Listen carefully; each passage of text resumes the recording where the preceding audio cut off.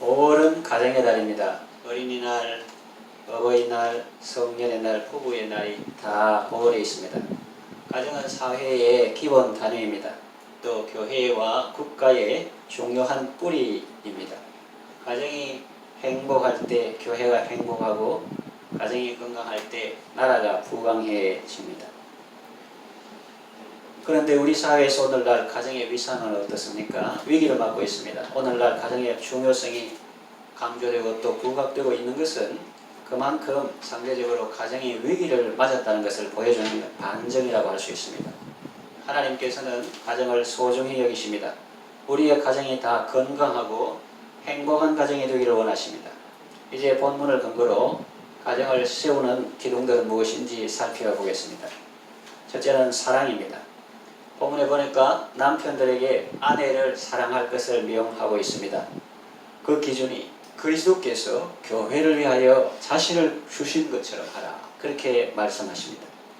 예수님께서 나를 위하여 자신을 주셨습니다. 그때 나는 어떤 사람이었습니까? 선인 아니었습니다. 의인은 더더욱 아니었습니다. 죄인이었습니다. 그런데도 나를 위해서 자신의 목숨을 버리기까지 사랑하셨습니다. 아내가 얼굴이 예쁘거나 마음씨가 곱거나 음식 솜씨가 좋거나 상냥하고 친절해서 사랑스럽게 여기고 사랑하는 사람이 있을 수 있습니다. 그래서 사랑하는 것은 조건적 사랑입니다. 그러나 설령 그렇지 않다고 해도 변함없이 사랑하는 것은 무조건적 사랑이라고 할 수 있습니다. 예수님은 우리가 선인도 아니고 의인도 아니고 죄인 되었을 때에 우리를 대신하여 죽으심으로 우리에 대한 사랑을 확실히 나타내셨습니다. 남편들도 자기 아내를 그와 같이 사랑하라고 하십니다. 이것이 남편에게만 해당되는 말일까요? 그렇지 않습니다. 모든 가족 구성원들에게 다 해당되는 말씀입니다. 다만 남편에게 특별히 강조해서 말씀하신 것뿐입니다. 아내도 남편을 사랑해야 합니다. 부모는 자녀를 사랑하고 자녀도 부모를 사랑해야 합니다. 가족 간의 사랑이 없으면 가정은 건강하게 세워질 수 없습니다.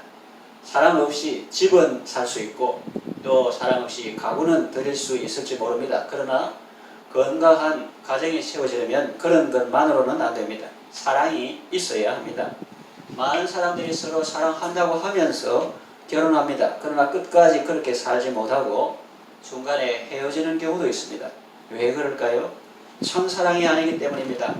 에로스의 사랑, 필로스의 사랑, 스톨키의 사랑도 좋지만 그것만으로는 오래 못 갑니다. 부족해요. 그렇다면 참사랑은 어디에 있습니까? 성경은 말합니다. 사랑은 여기 있다 하면서 그 사랑은 바로 독생자를 주신 하나님의 사랑이라고 말씀합니다. 하나님의 사랑이 인간 사랑을 가능하게 합니다. 하나님의 사랑이 메마른 우리의 심령에 끊임없이 생수를 공급합니다. 그래서 부족하고 연약한 사람도 다른 사람을 사랑할 수 있게 해 주십니다. 그러니 여러분 성경을 읽으십시오. 하나님의 사랑을 많이 받으십시오. 그 사랑으로 여러분의 상처와 아픔을 치유받으시고 그 사랑으로 건강해지시고 나아가 그 사랑으로 가족을 사랑하시기 바랍니다. 나아가서 그 사랑으로 다른 사람을 살리고 세우는 귀한 일에 쓰임받으시기를 바랍니다. 두 번째 기둥은 복종입니다. 성경은 말합니다. 아내들아 남편에게 복종하라. 또 자녀들아 주 안에서 부모에게 순종하라. 이렇게 말씀하시는데 이 말씀도 아내와 자녀에게 특별히 강조해서 말씀하신 것이지 그들에게만 해당되는 말씀으로 보기는 어렵습니다. 다시 말하면 아내가 남편에게 복종하듯이 남편도 아내에게 복종하고 자녀가 부모에게 복종하듯이 부모도 자녀에게 복종해야 하는 것입니다. 우리가 성경을 읽을 때 이 말씀은 내게 주신 말씀이다 하고 받을 때 그것이 자신에게 복이 됩니다. 그렇지 않고 서로 상대방에게 적용하면 다툼이 일어나고 시끄러워집니다. 예배 마치고 집에 가서 혹은 성경 읽고 나서 집에 가서 부부끼리 있을 때 남편이 아내에게 말합니다. 당신은 왜 내 말에 복종하지 않지? 주님이 남편에게 복종하라고 하지 않았어? 아내는 당신은 왜 나를 사랑해 주지 않죠? 주님은 아내를 사랑하라 하셨잖아요. 이렇게 서로 상대방에게 적용하면 다툼이 일어나고 시끄러워집니다.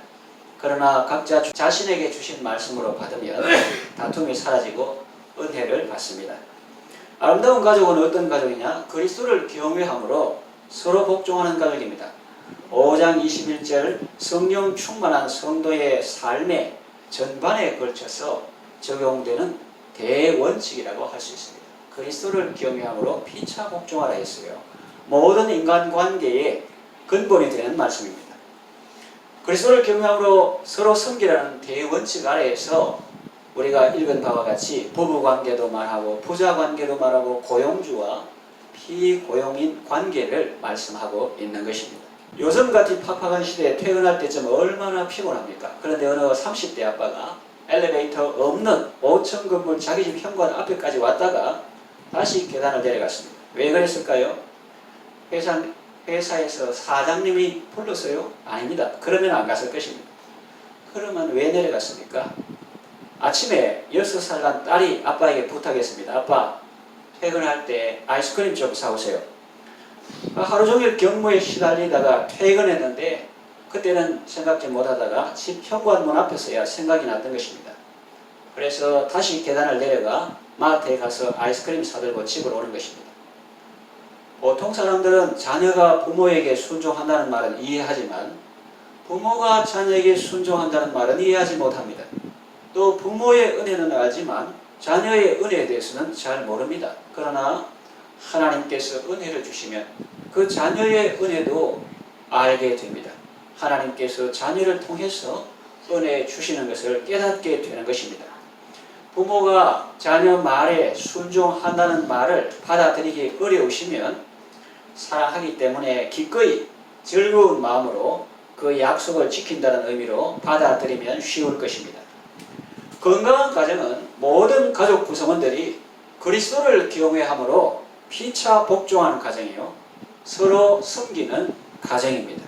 아버지 공경하는 거지만 하나님을 공경하는 마음으로, 자녀를 순종하지만 자녀의 은혜를 주신, 자녀를 붙여주신 하나님께 감사하는 마음으로 그 자녀의 신뢰를 저버리지 않고 그 약속을 즐겨 지키고, 이런 것이 그리스도를 경외함으로 피차 복종하는 것입니다. 셋째 기능은 공경입니다. 오늘 본문에 보니까 자녀에게 부모를 공경하라고 말씀하시죠. 하나님께서 은혜 베푸시는 시은의 기관들을, 베풀십자 은혜언자, 이 시은의 기관들을 소중히 여기고 공경할 때 그것이 자신에게 복이 되는 것입니다. 출애굽기 20장 12절에 보면 부모를 공경하면 하나님께서 주신 땅에서 내 생명이 길리라고 말씀하셨습니다. 자기에게 생명을 주신 부모를 잘 공경할 때 자기 생명도 건강하고 길게 되는 것입니다. 이것은 단순히 시간적으로 오래 사는 것만을 말하지 않습니다. 가끔 사람들이 세상 너무 오래 살아서 험한 꼴 본다 이런 말을 합니다. 하나님이 주시는 것은 그런 상태로 오래 사는 것을 말하는 것이 아닙니다. 단순히 목숨만 긴 것이 아니라 날마다 삶의 질이 풍성하고 하는 일이 잘 되는 가운데 복된 삶을 누리는 것입니다. 만일 자녀들이 부모에게 효도하지 않고 심지어 그 앞에서 서로 다투어 부모의 마음을 아프게 한다면 그것은 복이라고 할 수 없습니다. 그래서 장수는 효도하는 가문의 복이라는 말이 있는 것 아니겠습니까? 공경은 자녀에게 강조해서 말씀했습니다. 그러나 이 역시 자녀에게만 해당되는 것이 아닙니다. 모든 가족 구성원들에게 다 해당되는 말입니다.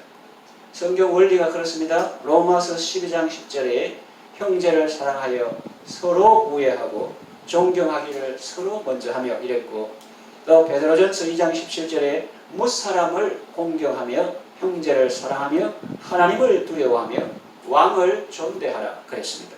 모든 가족 구성원들이 서로를 존귀히 여기고 높여주는 아름다운 가정 되기를 바랍니다. 네 번째 기능은 믿음입니다. 이것은 앞에서 말한 덕목들의 큰 전제가 되는 것입니다. 믿음이 있을 때 앞에서 말한 덕목들이 진가를 발휘합니다. 그래서 우리가 주님의 사랑을 알고 그 용서를 깨달을 때 우리도 주님의 공급하시는 힘으로, 주님의 은혜로 주 안에서 사랑하는 삶을 살 수 있고, 주 안에서 복종하는 삶을 살 수 있고, 주 안에서 공경할 수 있는 삶을 살 수 있는 것입니다. 예수님은 오늘날도 남편들에게 아내를 사랑할 수 있는 힘을 주시고 또 자녀들이 부모에게 순종할 수 있는 힘을 주시고 자녀들이 진정으로 부모를 공경할 수 있게 해주시는 분이십니다. 말씀을 통해서 은혜 주시고 성령을 통해서 은혜 주시고 또 상황과 여건을 통해서 힘을 주셔서 그 말씀에 순종할 수 있도록 사랑할 수 있도록 순종할 수 있도록 복종할 수 있도록 공경할 수 있도록 은혜 베풀어 주십니다. 자녀가 믿음의 배우자를 만나도록 기도하시기를 바랍니다. 남자가 키가 크고 인물도 잘 생기고 직장도 번듯하고 힘도 세고 매너도 있고 예절이 바르면 유머도 있으면 누구나 좋아합니다. 여성도 얼굴이 예쁘고 뿐만 아니라 마음씨도 곱고 요리 솜씨도 좋다면 사람들이 좋아합니다. 그러나 신앙이 없다면 아직 아닙니다. 물론 사비다가 전도해서 예수 믿게 하면 되지 않느냐는 생각도 할 수 있습니다. 그러나 여러분, 결혼은 전도가 아닙니다. 구제도 아닙니다. 봉사도 아닙니다. 결혼은 연합입니다. 하나님과 사람 앞에서 맺는 언약입니다. 그렇다면 거기에서는 전도에 관한 본문을 적용할 것이 아니라 거기에 해당되는 말씀을 보아야죠. 창세기부터 보면 하나님의 아들들이 사람의 딸들의 아름다움을 보고 자기들이 좋아하는 모든 자로 아내를 삼는지라 그랬어요. 기준이 하나님이 아닙니다. 자기들이 좋아하는 모든 자로, 일부 일처도 아니에요. 모든 자로 아내를 삼는지라. 홍수 심판 전 사람들의 모습입니다. 에서가 하나님을 모르는 이방 여인들과 결혼을 했는데 그들이 이삭과 리브가의 마음에 근심이 되었다고 성경은 말합니다. 또 솔로몬은 참 지혜로운 왕이었는데 이방 여인들과 결혼해서 그들의 우상을 도입하고 그들의 풍속을 따라다가 결국 망하지 않았습니까? 신약 성경에도 믿음의 가정을 이루는 것을 강조하고 있습니다. 너는 믿지 않은 자와 명예를 같이 하지 말라 그랬어요. 부모로서 자녀에게 해줄 것이 많고 걱정하는 사람도 있겠습니다만 믿음의 가정을 세우도록 하는 것이 중요하고 그러면 남 덕 보려고 하는 게 아니라 어디 예수 잘 믿는 집에 보내가지고 덕 좀 보자 그런 생각보다는 자기 자녀를 먼저 믿음으로 세워서 자기 집에 오는 사람이 덕 볼 수 있도록 그런 은혜를 구하는 것이 좋습니다. 이렇게 신중하게 생각해야 되는 것은 안 믿는 사람을 무시하는 말이 아니고 차별하는 말이 아닙니다. 오히려 사람들을 사랑하시고 배려해서 하시는 말씀입니다. 왜냐하면 각자 자기의 현 상황에 맞게 자유로운 의사결정을 하라는 의미도 있습니다. 예수 믿는다는 것이 어떤 의미인지 미리 잘 알고 나중에 그럴 줄 몰랐다고 하지 말라는 것입니다.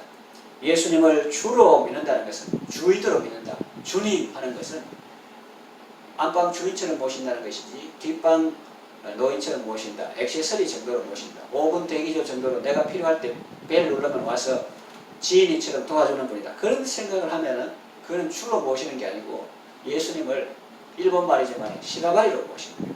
그건 주로 모시는 것이 아니고 주님이라 부를 수가 없는 거죠.